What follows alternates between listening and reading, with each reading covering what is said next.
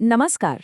आज के इस विशेष विश्लेषण में हम एक ऐसे ब्लूप्रिंट पर बात करने वाले हैं जो व्यक्तिगत और सामाजिक प्रगति का पूरा खाका ही बदल कर रख देता है। देखिए, सफलता कोई तुक्का या संयोग नहीं है, राइट? ये असल में 4 बहुत ही ठोस स्तंभों पर टिकी एक वैज्ञानिक और दार्शनिक यात्रा है। अब आज के इस वैश्वीकरण और तकनीकी क्रांति के दौर को ही ले लीजिए, जहां अनिश्चितता और लगातार होने वाले बदलाव ही एकमात्र सच्चाई है। वहां एक बहुत बड़ा सवाल खड़ा होता है कि आखिर वो कौन सी चीज है जो वास्तव में प्रगति को आगे बढ़ाती है। मैनेजमेंट के पुराने तरीके अब तेजी से अप्रासंगिक होते जा रहे हैं, तो ऐसे में सर्वाइव करने और आगे बढ़ने के लिए हमें एक बिल्कुल नए नजरिए की जरूरत है। तो हमारी आज की ये विकास यात्रा कुछ इस तरह आगे बढ़ेगी। सफलता के 4 स्तंभ, उद्यमिता यानी एक रचनात्मक विद्रोह, लक्ष्य निर्धारण की वैज्ञानिक विधि, स्व अभिप्रेरणा का आंतरिक स्रोत, नेतृत्व जो सशक्तिकरण और विरासत है, और आखिर में विकास का निरंतर चक्र। चलिए शुरू करते हैं। शुरुआत करते हैं सफलता के 4 स्तंभों से।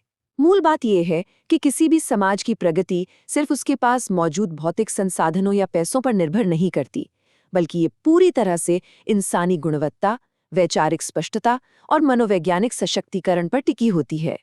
अब आते हैं हमारे पहले स्तंभ पर, उद्यमिता यानी एक रचनात्मक विद्रोह। अक्सर हम एंटरप्रेन्योरशिप को सिर्फ बिजनेस शुरू करने तक सीमित मान लेते हैं, है ना? लेकिन असल में यह एक मानसिक दृष्टिकोण है। ये लगातार जोखिम उठाने, कुछ नया करने और बाजार की कमियों को पकड़ने का एक ऐसा तरीका है जो पूरी इकोनॉमी में एक नई जान फूंक देता है। इसे समझने के लिए एक बहुत ही दिलचस्प शब्द है, ब्रिकोलाज। विकासशील देशों में जहां पैसों और तकनीक की भारी कमी होती है, वहां ये एक रचनात्मक विद्रोह बन जाता है। मतलब एकदम सीमित संसाधनों के साथ नए और अनोखे समाधान निकालना। इसे हम अपनी भाषा में जुगाल का एक बहुत ही एडवांस लेवल कह सकते हैं। ये साफ दिखाता है कि सच्चा इनोवेशन सिर्फ पैसों से नहीं आता, बल्कि इंसानी कल्पना और कभी हार ना मानने वाली जिद से आता है। दिलचस्प बात यह है कि अलग अलग अर्थशास्त्रियों ने इसे अपने अपने चश्मे से देखा है। एडम स्मिथ इसे फ्री मार्केट से जोड़ते हैं, तो कार्ल मार्क्स इसे वर्ग संघर्ष से। लेकिन जोसेफ शुम्पीटर का क्रिएटिव डिस्ट्रक्शन यानी रचनात्मक विनाश का सिद्धांत सच में कमाल का है। उनका मानना है कि कुछ भी नया बनाने के लिए पुराने सिस्टम को तोड़ना ही पड़ता है। जरा सोचिए, ये बिल्कुल भारतीय पौराणिक कथाओं में भगवान शिव के उस रूपक जैसा है जहां नए सृजन के लिए विनाश जरूरी है। वहीं मैक्लीलैंड मानते हैं कि यह हमारे अंदर की मनोवैज्ञानिक भूख है जो हमसे असाधारण काम करवाती है। आगे बढ़ते हैं लक्ष्य निर्धारण की वैज्ञानिक विधि की तरफ। देखिए, उद्यमिता की वो शानदार चिंगारी बिना किसी सही ब्लूप्रिंट के पल भर में बुझ सकती है। लक्ष्य सिर्फ हवा में बनाए गए सपने नहीं हो सकते। स्वामी विवेकानंद जी ने भी कहा था कि जीवन में एक स्पष्ट लक्ष्य का होना ही इंसान को दिशाहीन भटकने से रोककर एक सृजनशील शक्ति में बदलता है। और इसी वैज्ञानिक ढांचे को स्मार्ट प्रणाली कहा जाता है।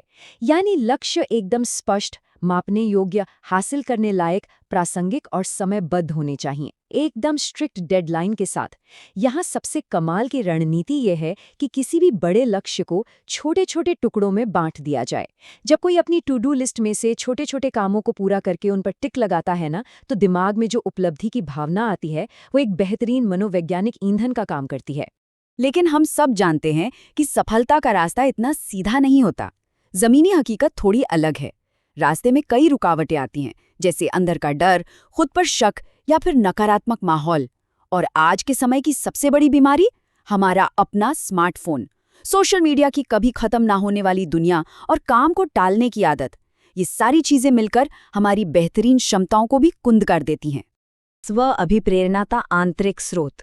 तो इन सब बाहरी और भीतरी बाधाओं को पार करने के लिए ही हमें इस तीसरे स्तंभ की जरूरत पड़ती है।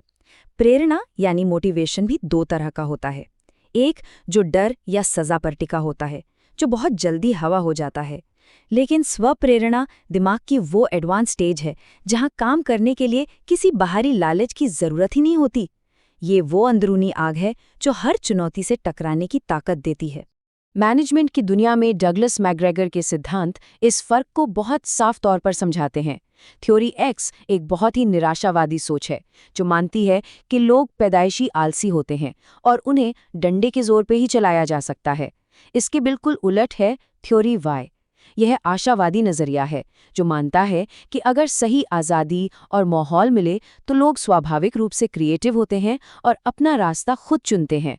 आज की आधुनिक कंपनियों को अगर लंबे समय तक टिकना है तो उन्हें इसी थ्योरी वाई को अपनाना ही होगा।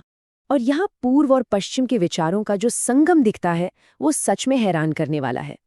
पश्चिमी मनोविज्ञान में अब्राहम मैस्लो, जिसे सेल्फ एक्चुअलाइजेशन कहते हैं, वो असल में हमारी प्राचीन भारतीय वैदिक ज्ञान प्रणाली में सदियों से बसा हुआ है। नालंदा और तक्षशिला जैसे हमारे प्राचीन गुरुकुल सिर्फ किताबें नहीं रटाते थे, वे आत्मानुशासन, ध्यान और खुद से सीखने की कला पर जोर देते थे।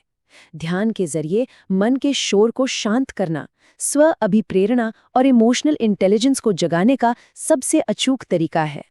अब बात करते हैं नेतृत्व की, सशक्तिकरण और विरासत। हम अपने आखिरी स्तंभ पर आ गए हैं। देखिए, अगर मोटिवेशन सिर्फ अपने फायदे के लिए है तो वो अधूरा है। लीडरशिप ही वो ताकत है जो इस ऊर्जा को एक बड़ी दिशा देती है।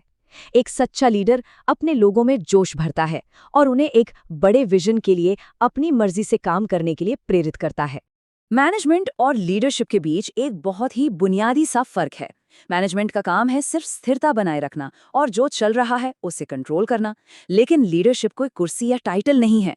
इसका असली मकसद है बदलाव लाना, अपने लोगों को इतना सशक्त बनाना कि वो खुद फैसले ले सकें और भविष्य के लिए एक नई राह बनाना।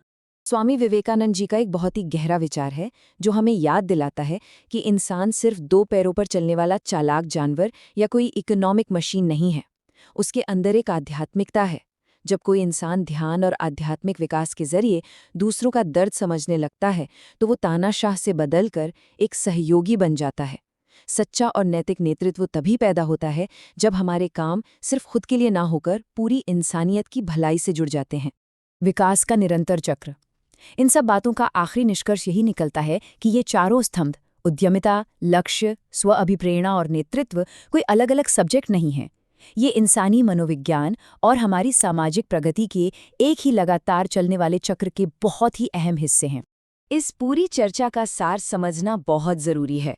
उद्यमिता नवाचार का बीज बोती है, स्मार्ट लक्ष्य उस बीज को पनपने का ढांचा देते हैं, स्व अभिप्रेरणा रास्ते की सारी रुकावटों को पार करने का ईंधन लेती है, और आखिर में एक सच्चा नेतृत्व धीरे धीरे खुद को गैर जरूरी बना देता है।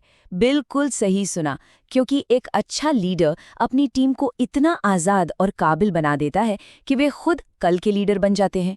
तो अब एक बहुत ही अहम सवाल उठता है जिस पर गहराई से सोचने की ज़रूरत है। पूर्व के आत्मानुशासन और पश्चिम की साइंटिफिक अप्रोच का ये शानदार संगम सिर्फ कागजों तक सीमित नहीं रहना चाहिए। आज के हमारे मॉडर्न इंस्टीट्यूशंस और कॉरपोरेट दुनिया इन 4 स्तंभों को अपने अंदर कैसे उतार सकते हैं जिससे एक सच में आत्मनिर्भर और समावेशी समाज बन सके। इस विश्लेषण ने यकीनन हमें विकास की इस पूरी यात्रा को देखने का एक एकदम नया और ताज़ा नजरिया दिया है। इस पर विचार जरूर कीजिएगा।